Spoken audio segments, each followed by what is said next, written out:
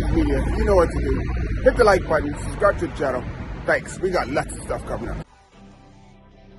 What's up, what's up, what's up? Let's get into this. Hopefully the music is not too loud. We'll turn it out just a bit more. So, as you can see, the title, Frame Repairman, Old Claw Butler Steel Frame. So, buddy here put his derailleur into the wheel and it broke the derailleur. It's a really old derailleur. It's old school, so it just broke right off. And this is the thing about old frames and the new frames. So the new frames have a derailleur hanger, like a Mac hanger, which I will show you in a second. And the derailleur hangers are made to break off. So hence it just saves a lot of money. So I'm gonna show you in this with this old school frame. It's a really good chance to show you what happened in the past. Excuse me. So if in the past, if you bent your frame this badly, more than likely when you tried to bend the dropout back, it broke off. So that meant you had to buy a new frame, or if you knew a welder, then they can actually re-weld the dropout, which was a lot. So you had to send your frame to a frame builder and get it sorted out. So let's get into this. Let's see what we had to go through to straighten this frame out. So first thing I'm gonna do is I'm gonna remove the old derailleur, and one of the jockey wheels is completely broken off. So the frame for the jockey wheels is completely broken off. So we have a situation here now where the dropout is badly bent. You don't really want to put the tool alignment tool into that, because right now the threads are stretched and it's not really going to work properly. So if you put the tool alignment in there, it's going to sort of straighten skewed. So what I did first was I took a pair of not a pair of pliers, but took a crescent wrench.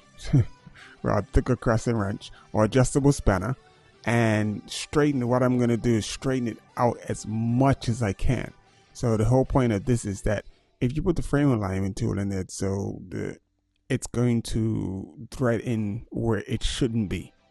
So then it causes the threads to go out of place, and then when you're trying to put the new derailleur back in, it's not going to go in properly. So right now I'm bending and I'm bending and I'm bending. See, I'm getting it straighter and straighter. So unfortunately, I put my hand right over it just as I'm like really bending, getting a good bend back in. So right now we are pretty much almost straight, which was pretty amazing, because I thought that, this, once the, because it was bent so badly, I was pretty sure that was going to break off, but it didn't. So we got that somewhat straight enough to where it's okay to put the a frame alignment tool in. And yeah, it's called a frame alignment. So if you can see, I'm using the now I'm bending the. So let's pause it. Let's pause it. Let's pause it. Let's take it back. It took me back 30 seconds. So we're gonna show you. So we gotta go forward a little bit more. Come on, buddy. And you're moving so slow. I don't know what's wrong with you. So now, as we move the frame alignment tool, as you see at the bottom, right here at the bottom, there's a little arrow. I mean, a little like stick poking out from the bottom of the frame alignment tool, which actually matches up with the rim. So what you do is we need the same even amount of space going all the way around the rim. So as I move it to the top, I'm moving it now. As you see, that space gets wider, gets huge. You see where the space is. This is a massive space. It's like 2 to 3 inches. So that's how much we have to push that frame back into place. So as you can see now, I'm pushing. You don't want to push too hard one time, because it's steel. And the good thing about steel, it does have a good memory, but what you don't want to do is break off the thing. So now I bent it, and as you can see, let me see. So I'm pulling out now, but as you can see, the end of the tool is still in the inside of the frame. So I mean inside of the wheel, the rim. So it needs to be on the outside of the rim. So let's keep going. So I'm gonna keep bending, I'm pulling out now. You can see the whole bike's moving. So I'm holding the frame as much as I can. And right now I'm actually giving it a really, really good tug. So, yeah, there we go. Much better. As you can see, that big space is going from the top. And it is much closer. So we're not quite there yet. We're still just a little bit more, just like millimeters out. So that should pretty much do it. So now we're gonna take the little edge piece. I don't even know what you call it right on the frame alignment to all of these years, and I don't know what that like the long pin. So now, like, as you can see, like, because as you straighten the frame, it as you pull and push, it's going to I pull out certain parts. So as you can see, I'm pulling at the top, then I was pulling at the side. So we go back just a couple. So as you can see right here, I'm pulling out at the side. So you know as you go around, it's a complete thing. So it's not just pulling the top, pulling the bottom, and it's going to be even. You got to pretty much pull like on four sides. So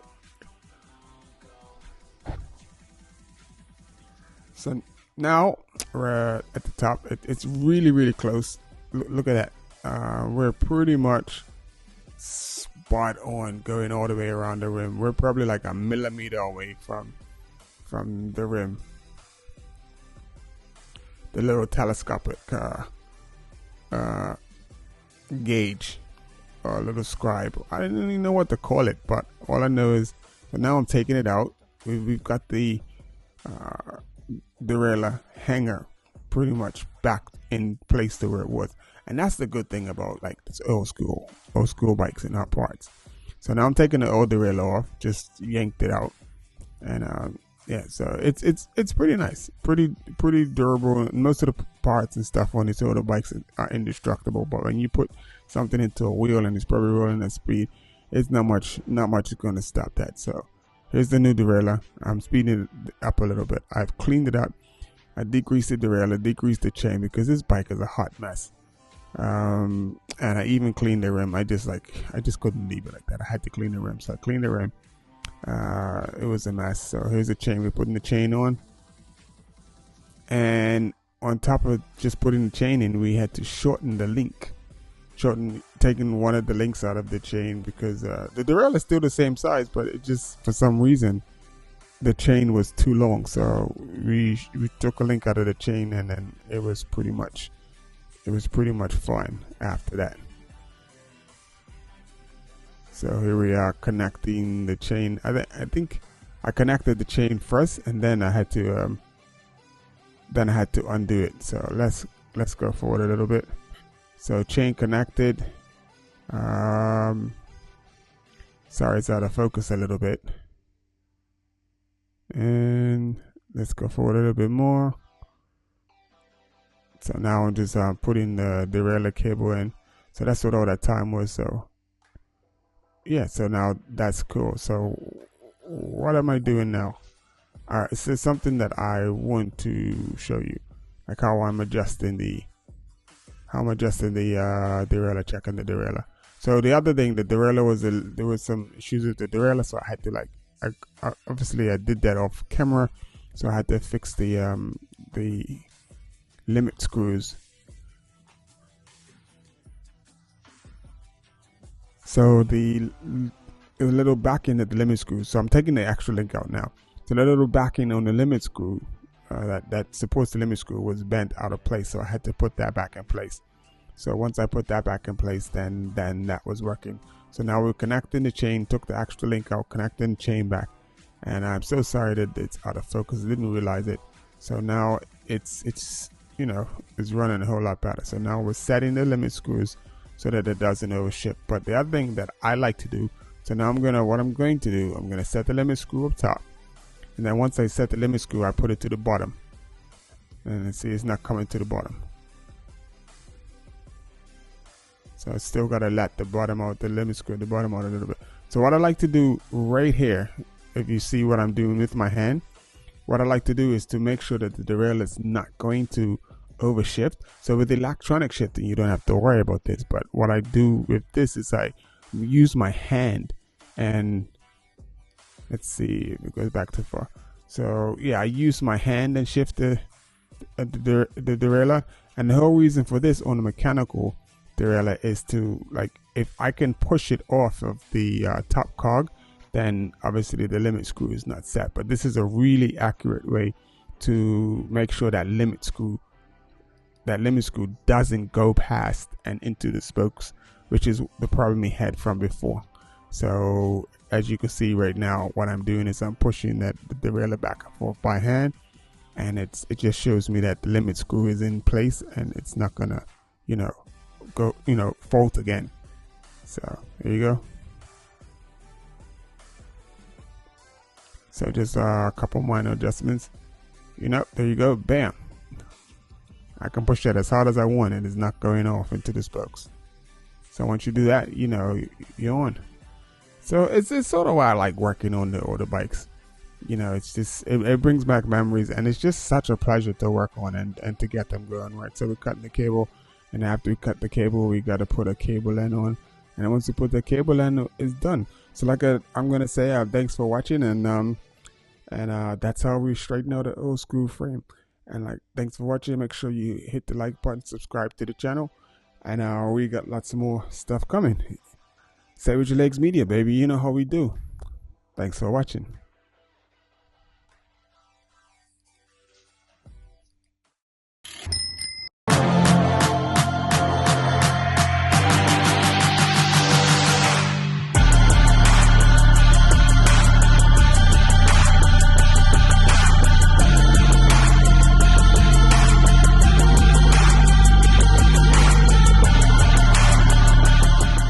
Say with your legs media. You know what to do.